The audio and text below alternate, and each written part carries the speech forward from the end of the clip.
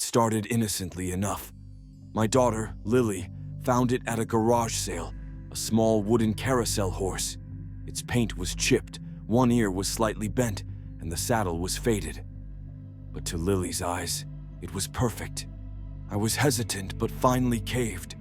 It wasn't like it was a big deal, just a dusty old horse for her collection. Things changed almost immediately. Lilly started talking to the horse.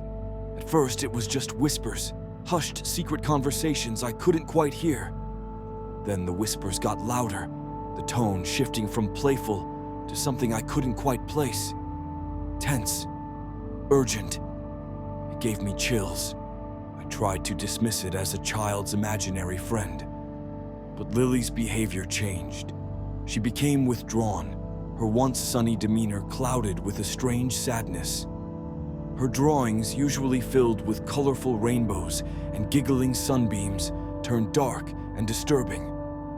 Twisted trees with menacing eyes, shadowy figures lurking in corners, a lone carousel horse staring out with an unnervingly knowing grin. Sleep became a battlefield. Lilly would thrash and scream in her sleep, calling out a name I didn't recognize, a name that sounded like Finnian. I asked Lilly about Finnian, about the whispers, about the nightmares. All I got were blank stares and evasive answers. She would clutch the wooden horse closer, her small fingers tracing its chipped mane. "He just wants to be played with," she'd whisper, her eyes wide and unseeing. My unease grew into full-blown fear. The horse seemed to exude an unnatural aura, a coldness that seeped into the room, chilling me to the bone. One afternoon, while Lilly was at school, I decided to get rid of it. I bundled the horse in a garbage bag, intending to dispose of it discreetly. As I carried it outside, I heard a voice, faint but clear, carried on the wind. "Lilly." It was a child's voice, filled with a chilling sorrow. My blood ran cold. I couldn't explain what I did next. Driven by a primal fear I couldn't name, I hid the horse at the back of the garage, beneath piled-up boxes.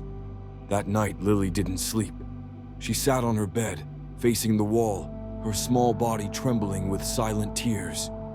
"He's gone. Did you throw him away?" she asked, her voice small and broken. I didn't answer. I couldn't. I knew the truth. The horse was still there, hidden away, waiting. The nightmares intensified.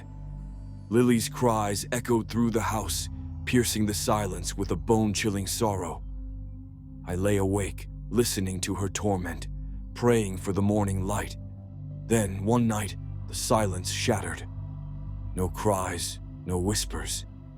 Just an eerie stillness, heavier than the darkness itself. I found Lilly standing in her doorway, her face pale and drawn, clutching the wooden horse. It was back in her room, inexplicably, as if it had never been touched. "Finnian is back," she said, her voice strangely flat, devoid of emotion. "He loves me."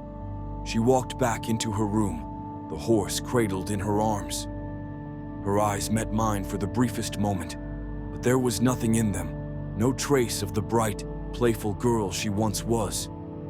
Only a vacant emptiness that sent a shiver down my spine.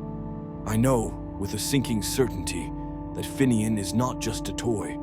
He is something far more sinister, something that has taken root in our lives, something that will not be easily undone. And I fear there is nothing I can do to help my daughter.